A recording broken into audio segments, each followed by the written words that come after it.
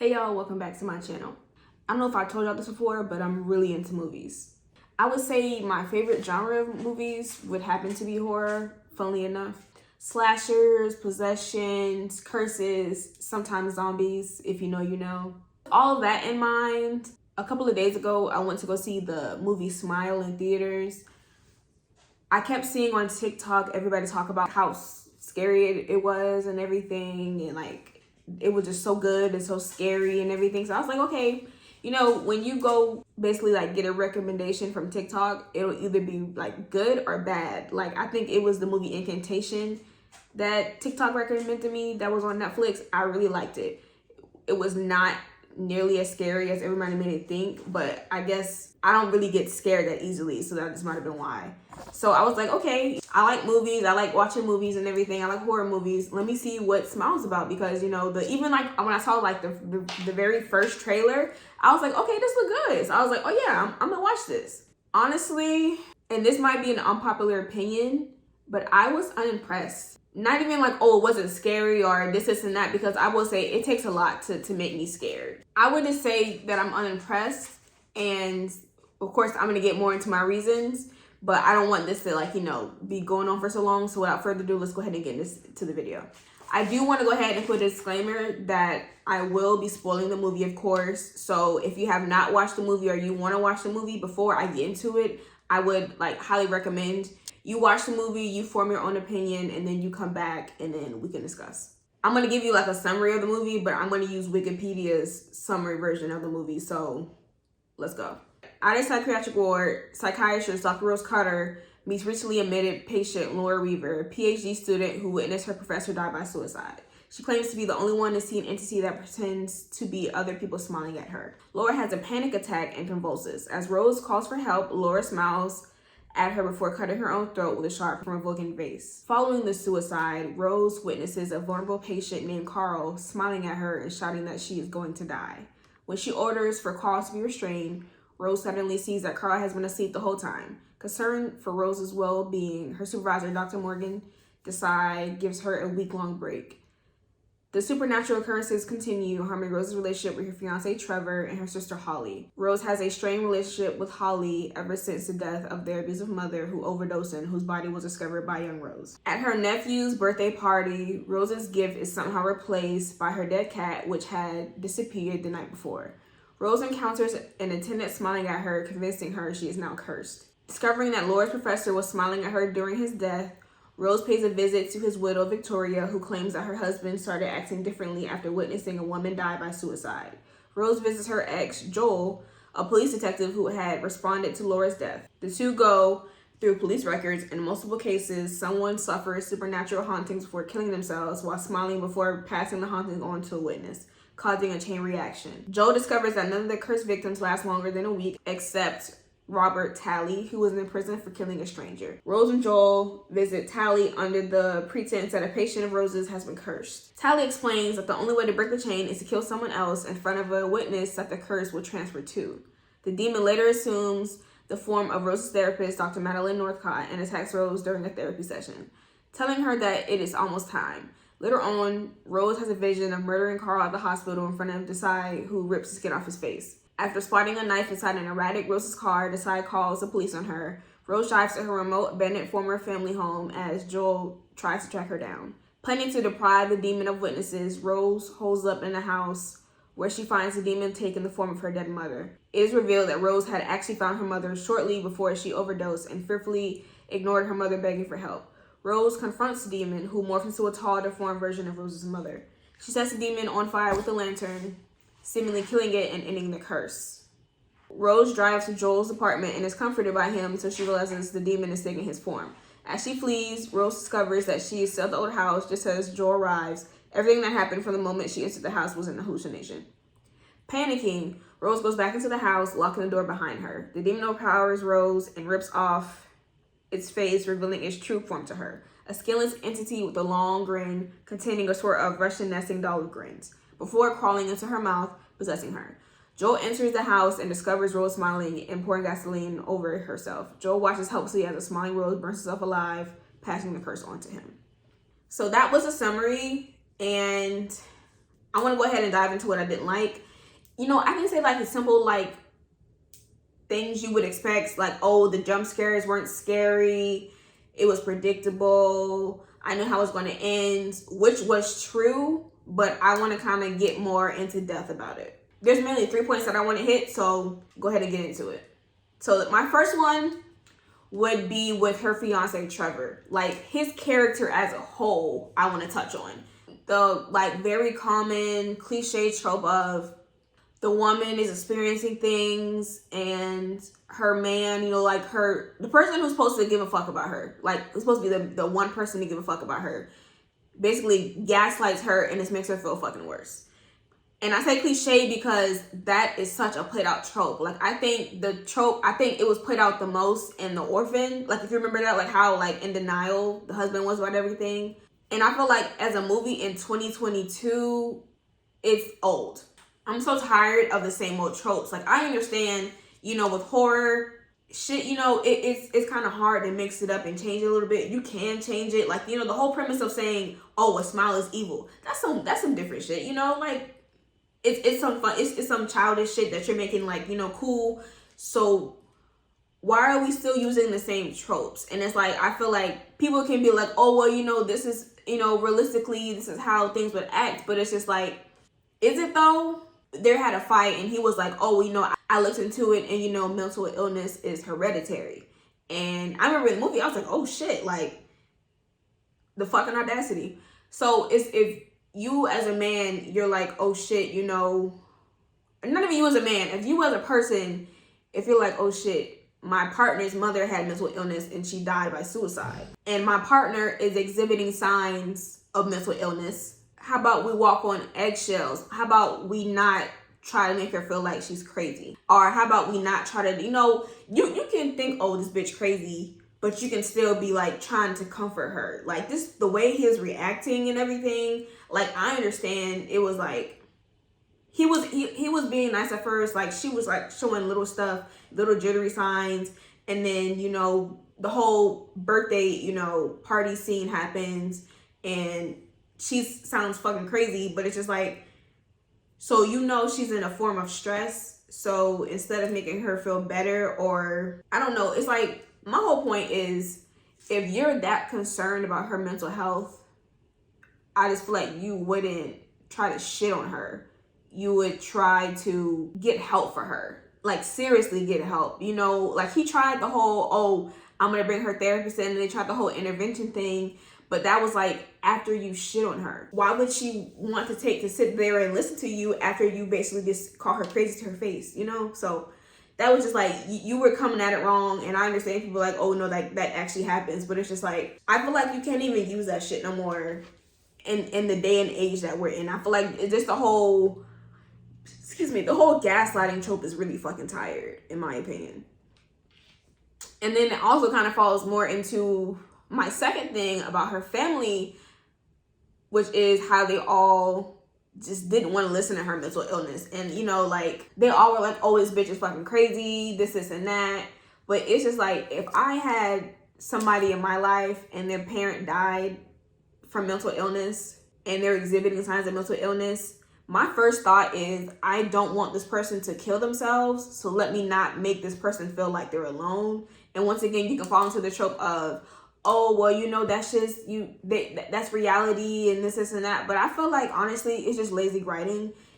Call it what you want to call it. So the whole gaslighting husband, and then the whole, like, I understand if your sister, like, I'm putting myself in a place, if your sister basically packaged up a dead cat and gave it to your son, I can understand the anger. I can understand, like, girl, what the fuck are you doing?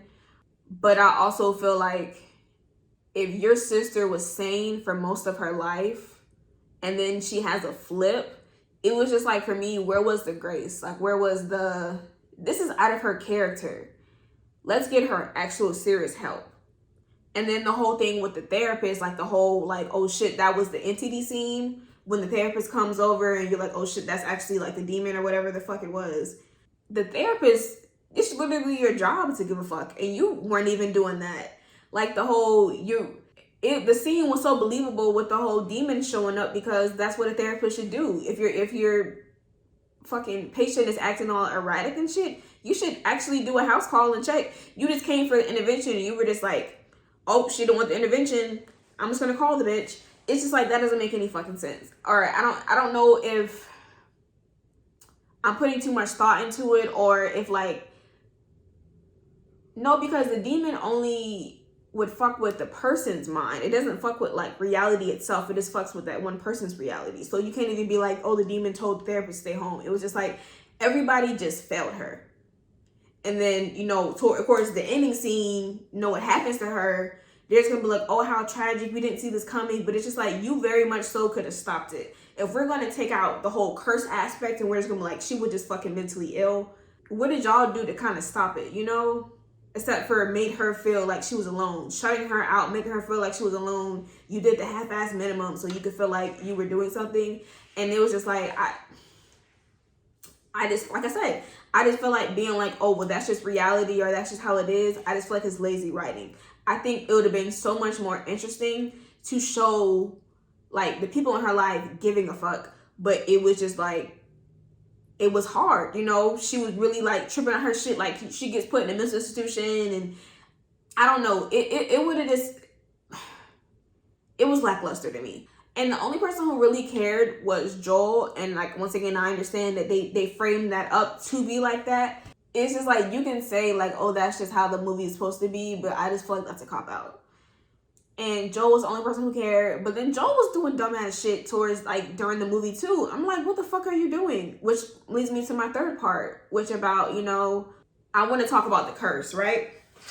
So there's many things I don't understand about the curse, but we're just going to basically just say what the curse was. The curse was basically trauma, right? There's two people. One person unalives himself in front of the second person, and then the second person carries that trauma on, and then they, you know, it's just, they die, then a third person, and then they die. You know, like it goes down the line, right? But every time somebody unalived themselves, it was only two people. Okay, cool. You could get out of the curse, but the way to get out of the curse was for there to be three people, and then the cursed one kills one of the people, and then the third one witnesses, right? So then they pass that on to the third person. So then they skip it, but then you're spending your life in prison. And I just don't understand how they tried to make it seem like spending your life in prison is better than death.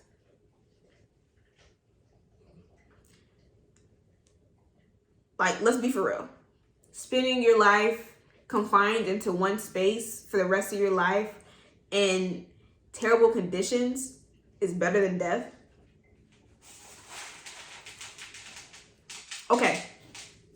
Okay, whatever.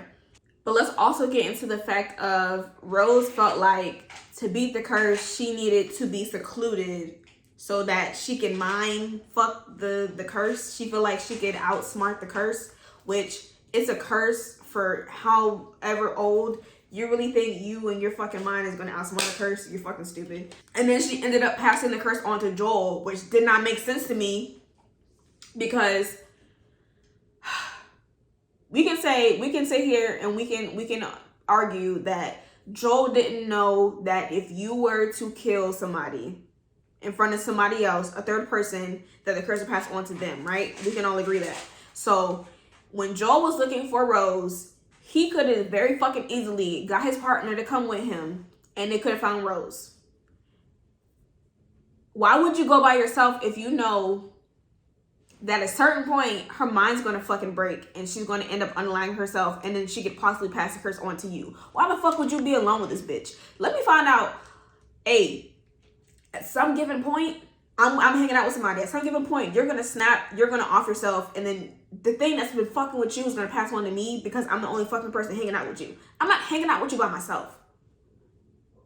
We're gonna have designated buddies. We're gonna, no. Because I feel like that's stupid. And the whole point of her like, oh, let me be alone. Girl, get in a fucking crowd. Go hang out somewhere with other people. Go hang out by yourself and then go hang out in a crowd. Because it makes no sense.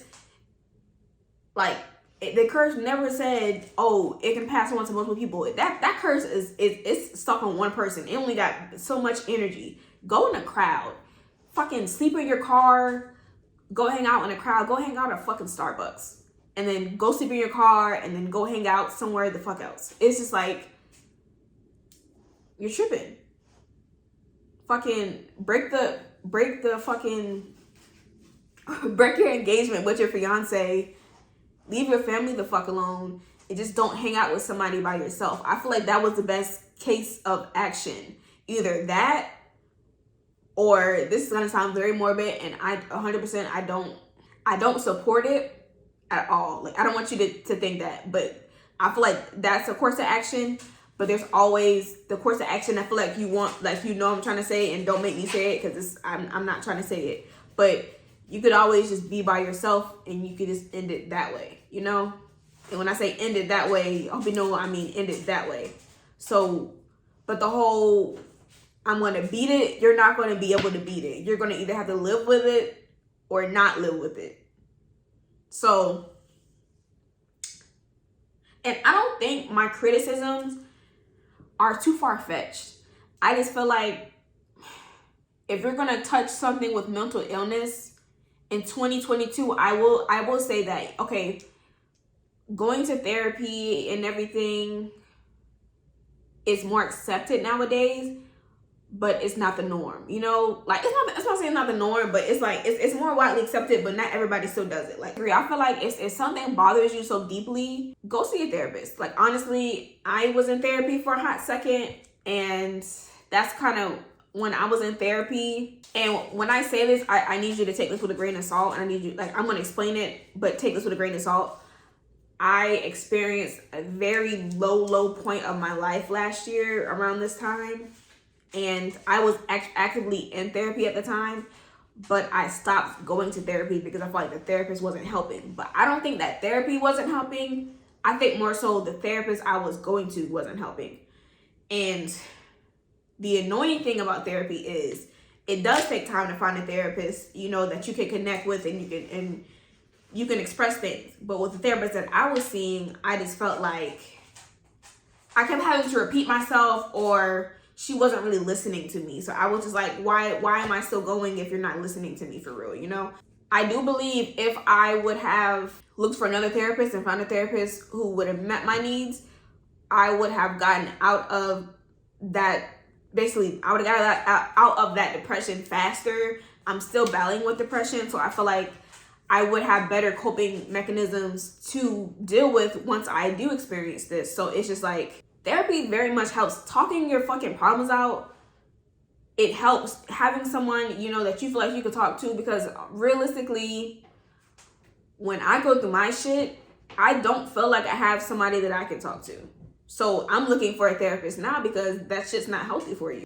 Or even as being a listening ear to your friend, but I feel like that shit gets taxing. So you can say the whole point of like, oh, you know, therapy is not as stigmatized in the past as it is, you know.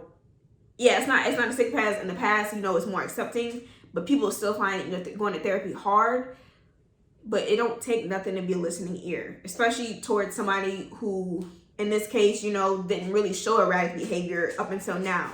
Like, if that's supposed to be your friend or that's supposed to be your partner, why do you know, I don't know. And I know they touched on the whole subject of like, oh, with her fiance, how he only was with her when it was easy. When it got hard, he kind of clocked out. And then she wanted somebody that way. Like, she wanted somebody who was easy breezy and everything. So that kind of falls into her choices.